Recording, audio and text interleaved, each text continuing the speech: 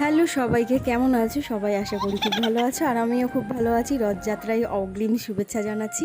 এটা আগের দিন রাতের ভিডিও, আর এরা করছে দেখো প্রত্যেকটা লাইলন সুতো খুলে লাটাই থেকে আগুন ধরিয়ে দিল, কারণ এগুলো দিয়ে আর কোনো দিনও ঘুড়ি ওড়াবে না, কারণ অনেক মানুষের প্রাণ যায়। তো এখানটায় পরের দিন সকালবেলায় এসে দেখি ফগলি দেখো সাজুগুজু করে চলে এসেছে। সাজুগুজু বলতে ও কিন্তু এরকম মালা এগুলো পরে থাকে না, কারণ নিজে নিজে নাকি খুলে ফেলে, খুলে মুখের মধ্যে দেয়, বালাটাও নিজে নিজে খুলে ফেলে। আর এখানটায় দেখো আমি জোর জবস্তি চশমাটা পরিয়েছি, হাতটা চেপে ধরে দেখো তাও খুলে দেবে। ওর এসব একদম বিরক্তি লাগে। তারপরে সকালবেলায় ঘুম থেকে উঠেই দেখছি ঘুড়ি ওড়ানো অনেকটাই কমপ্লিট হয়ে গেছে ওদের। এখানটায় আকাশের পরিস্থিতি দেখো।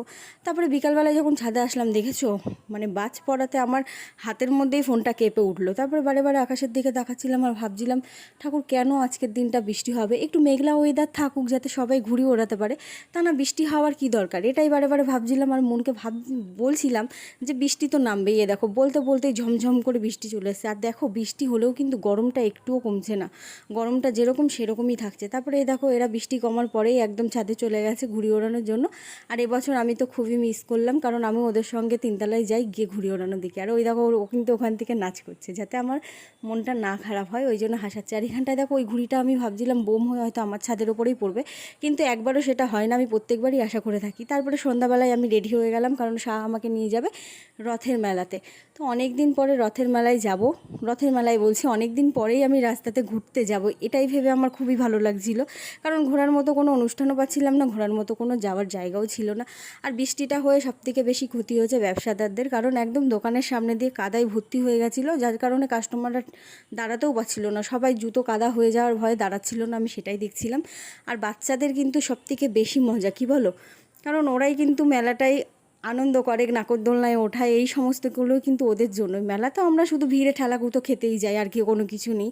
আর ওই দেখো সামনেই আমাদের রথ। আর আমি এখানটায় শাহকে বলছিলাম তুমি কোন মেয়ের দিকে তাকাচ্ছিলে আমার দিকে না তাকিয়ে, তাই ও বললো ঠিক আছে তাহলে আমি আর একটু ভালো করেই ফিটফাট হয়ে নিই যাতে মেয়েরা আমার দিকেই তাকায়।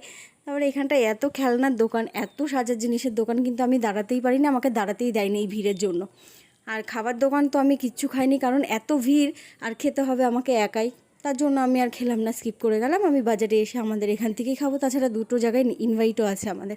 আর এই ময়ূরের পালক দেখে আমার একটা কথা খুব মনে পড়ে, আগে ছোটোবেলায় ভাবতাম বইয়ের পাতার মধ্যে বুঝি এগুলো রাখলে বাচ্চা দেবে, সেই আশায় আমি ওইগুলো বইয়ের তাকের মধ্যে রেখে দিতাম। আর এই দেখো প্রথমে আমরা ব্যাক সেন্টারে চলে গেলাম, এখানে আমাদের ইনভাইট ছিল, একটা জিলাপি দিয়েছে, ও খাচ্ছে, আমিও খেয়েছি। তারপরে একটু ঠান্ডা জল খেয়ে ওখান থেকে চলে যাব আমরা আর একটা জায়গায়। এই দেখো এটা হচ্ছে সুজলদের নিউ দোকান ওপেনিং হয়েছে, সেখানটায় আমাদের ইনভাইট ছিল, চলে এসেছি। দুটো নিয়েছে কিন্তু একদম শান্তিপুরে যে নার্সিংহোম আছে তার সামনেই। তো এখনও মালগুলো কিছুই সাজিয়ে উঠতে পারিনি, একদিনে এত সম্ভব না। তো যখন মাল সাজাবে তোমাদের একটা ভিডিও দেবো, অবশ্যই তোমরা কেনাকাটা করতে এসো। আর ওর বইয়ের এই মিষ্টি হাসি দেখে কেউ ভুলো না, এত হাসি দিচ্ছে কারণ আমাকে এক গাদা মিষ্টি দিয়েছে। এত তো মিষ্টি আমি খাবো না, তো তোমরা চলে এসো আমার সঙ্গে খাওয়ার জন্য, একটা একটা করে খেলে সব টাকাটা শেষ হয়ে যাবে।